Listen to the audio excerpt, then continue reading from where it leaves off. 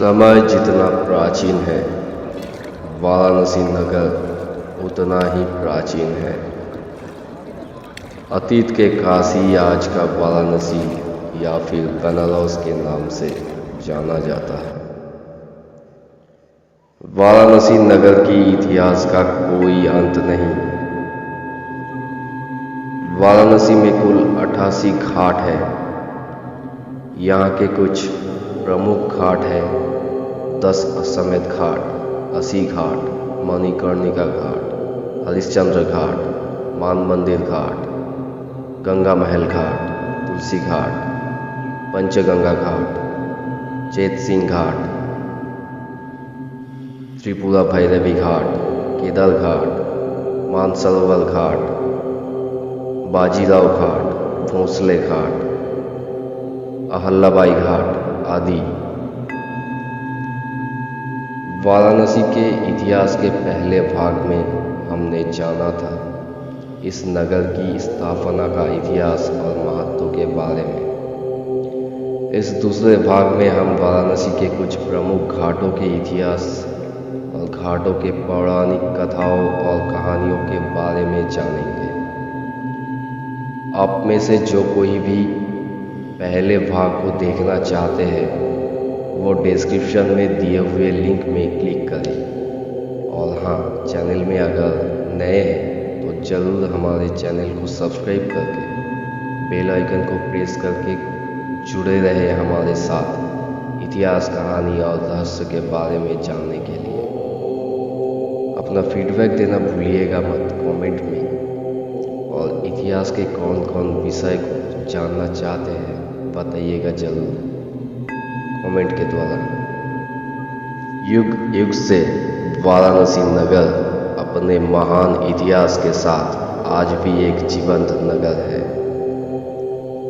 वाराणसी में 88 घाटों में से लगभग 25 घाट प्रमुख हैं, जिनका इतिहास और कहानी बड़ी ही दिलचस्प है।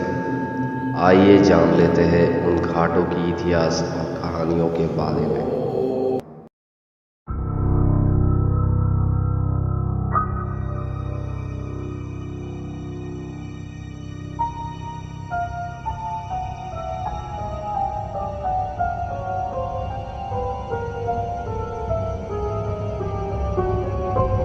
अश्वमेध घाट।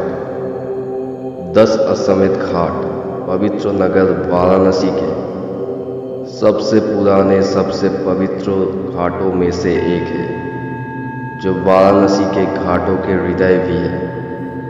यह स्थान अपने गंगा आरती के लिए सबसे प्रसिद्ध है, जो एक विस्तृत और जीवंत समारोह है जो हर रोज शाम को होता है। शंख बजाने, घंटियों के आवाज, पीतल के झांझों के झंकार और मंत्रों के जप के बीच पुजारी पवित्र नदी गंगा की पूजा करते हैं, जो वाराणसी के जीवन रेखा है। पीतल की दियों से कई स्तरों तक उठाते हैं। आरती करने वाले पुजारी सभी एक जैसे कपड़े, कुर्ता और धोती पहनते हैं। आरती की तैयारियों में 5 ऊंचे ऊंचे तख्ते, देवी गंगा की एक मूर्ति, फूल और अगरबत्ती एकत्रित किया जाते हैं।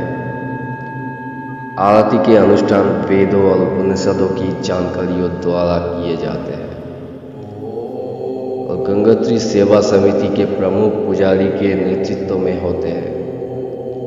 आरती लगभग 45 मिनट तक चलते हैं।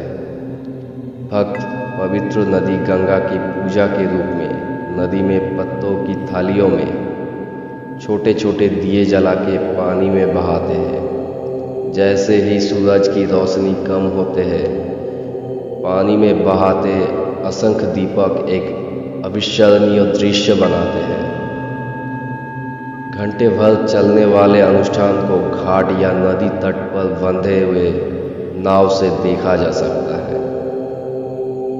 10 अश्वमेध घाट काशी में पुराने विश्वनाथ मंदिर के पास गंगा नदी के तट पर स्थित सबसे पुराने, सबसे शानदार और महत्वपूर्ण घाटों में से एक है। 10 अश्वमेध का शाब्दिक अर्थ 10 बलिदान घोड़ों का घाट है। 10 का अर्थ है 10, अश्व का अर्थ है घोड़ा, मेघ का अर्थ है बलिदान। घाट के बारे में 2 पौराणिक कथा है। पहला, भगवान ब्रह्मा ने भगवान शिव का स्वागत करने के लिए 10 अश्वमेध घाट का निर्माण किया था। और दूसरा ये है कि भगवान ब्रह्मा ने यहाँ एक यज्ञ में 10 घोड़ों की बलि दी थी।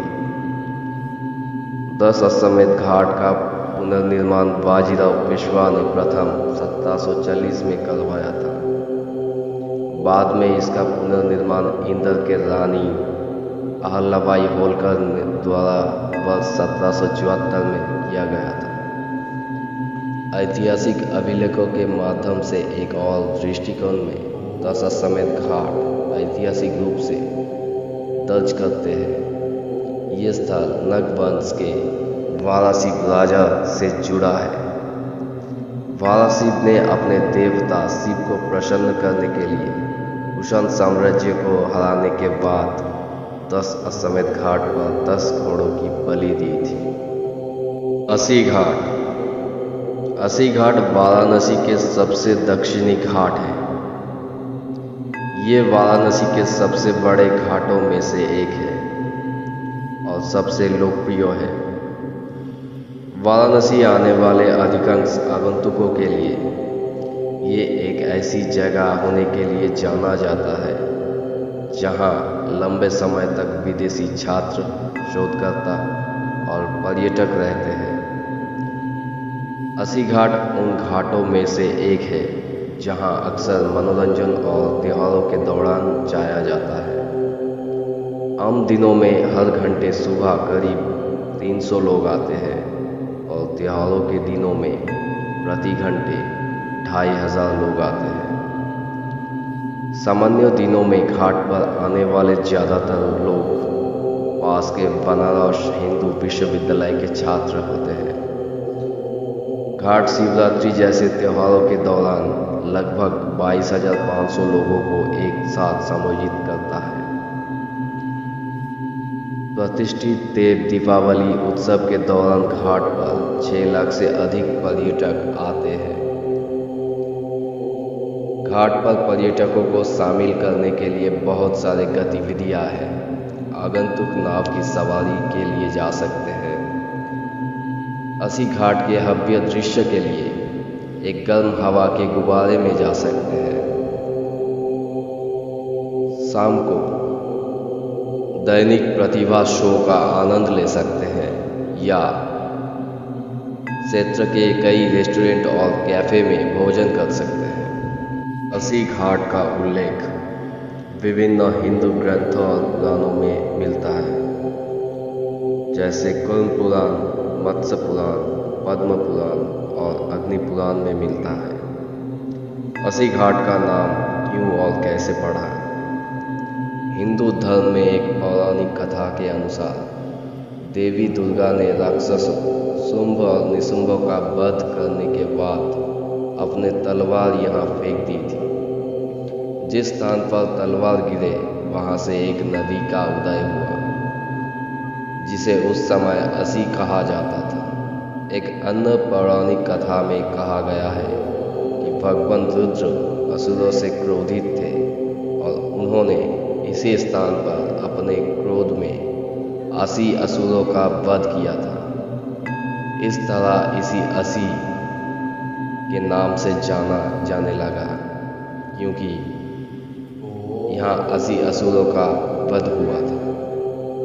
हालांकि असुरों को मारने के बाद भगवान रुद्र ने अपने किए पर पश्चाताप किए थे। इस घटना के बाद उन्होंने सभी प्रकार के हिंसा को त्याग दिया और वाराणसी को एक ऐसा स्थान घोषित किया जो अहिंसा और शांति के स्थान के लिए जाना जाएगा। अस्सी घाट, जहाँ 2 नदियाँ गंगा और अस्सी मिलते हैं। वक्त के अनुसार अस्सी घाट में डुबकी लगाने हजारों अन्य पवित्र नदियों में डुबकी लगाने के बराबर है। ऐसा कुछ अवसर होते हैं जब भक्त हजारों की संख्याओं में डुबकी लगाते हैं। इनमें से कुछ प्राकृतिक घटना जैसे चंद्र और सूर्य ग्रहण, मकर संक्रांति और प्रबोधनी एकादशी है। घाट के पास स्थित पीपल के पेड़ के नीचे शिवलिंग है। यहाँ श्रद्धालु गंगा में डुबकी लगाने के बाद पवित्र जल चढ़ाते हैं। लोग विभिन्न कारणों से वाराणसी के सबसे प्रसिद्ध पर्यटक आकर्षणों में से एक अस्सी घाट का यात्रा करते हैं। कुछ इसमें पवित्र डुबकी लगाने आते हैं तो कुछ शांतिपूर्ण वातावरण का आनंद लेने के लिए। माना जाता है कि घाट पर कुछ समय बिताने से मन और शरीर पर शांत प्रभाव पड़ता है। घाट पर जाने के सबसे अच्छे समय सुबह के समय होते हैं, जब सुबह के आरती जैसे सुबह बनारस भी कहा जाता है आयोजित किए जाते हैं। महाशिवरात्रि और गंगा महोत्सव जैसे त्योहारों के दौरान अस्सी घाट भी आगंतुकों से भर जाता है। मणिकर्णिका घाट दरअसल ये शमशान घाट है। वाराणसी में अधिकांश अंतिम संस्कार इसी घाट पर होते हैं। हिंदुओं का मानना है कि इस घाट पर अंतिम संस्कार करने पर आत्मा पुनर्जन्म के चक्र से मुक्त हो जाते हैं, समस्त दोष मिट जाते हैं। मणिकर्णिका घाट वाराणसी के सबसे पुराने घाटों में से एक है और इसे हिंदू धर्म के पवित्र ग्रंथों द्वारा अन्य घाटों में सर्वोच्च स्थान दिया गया है।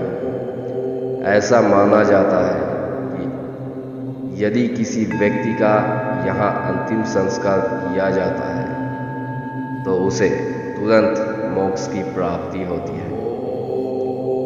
ये स्किंदिया घाट और दशाश्वमेध घाट दोनों ओर से घिरा हुआ है।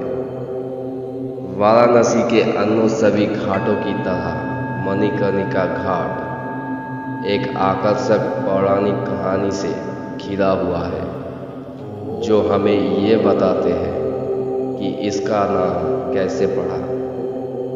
ऐसा माना जाता है कि जब देवी आदिशक्ति या देवी सती ने आग में खुद को झोंक दिया तो भगवान शिव उनके जलते शरीर को हिमालय ले गए। वहाँ भगवान शिव अनंत दुख में डूबे हुए थे। भगवान विष्णु ने उनकी दुर्दशा से द्रावित होकर अपना दिव्य चक्र भेजा, जिसने देवी आदिशक्ति के शरीर को 51 टुकड़ों में काट दिया। जिस जिस स्थान पर उसके टुकड़े पृथ्वी पर गिरे वहाँ शक्तिपीठ का स्थापना हुए। क्योंकि उनकी बालियाँ इस घाट पर गिरे, इसीलिए इसे शक्तिपीठ के रूप में स्थापित किया गया और मणिकर्णिका नाम दिया गया, क्योंकि संस्कृत में मणिकर्ण का अर्थ कान की बाली है। घाट पर तरह तरह के दृश्य और गंध आपका स्वागत करते हैं। एक कोने में आप एक पुजारी को लोगों के भीड़ को उपदेश देते हुए देख सकते हैं, जबकि दूसरी तरफ आपकी आंखें दाह संस्कार से संबंधित संस्कारों में लगे लोगों से मिलाते हैं, क्योंकि सैकड़ों शवों को आग के हवाले कर दिए जाते हैं, हवा धुएं से भर जाते हैं। शायद एक दर्शक को मृत्यु के अनिवार्यता का याद दिलाते हैं और वास्तव में सब कुछ कितना अस्थायी है। हालांकि वाराणसी में पर्यटन आकर्षणों में से एक मणिकर्णिका घाट पर फोटोग्राफी की अनुमति है, लेकिन इस बात का ध्यान रखना जाना चाहिए कि पूरी प्रक्रिया में कोई हस्तक्षेप ना हो। मणिकर्णिका घाट से जुड़े हैं डोम समुदाय का उत्थान। वाराणसी नगर के इतिहास का तीसरे भाग बहुत ही जल्द आने वाले हैं हमारे इसी चैनल पर। तब तक के लिए स्टे ट्यून्ड।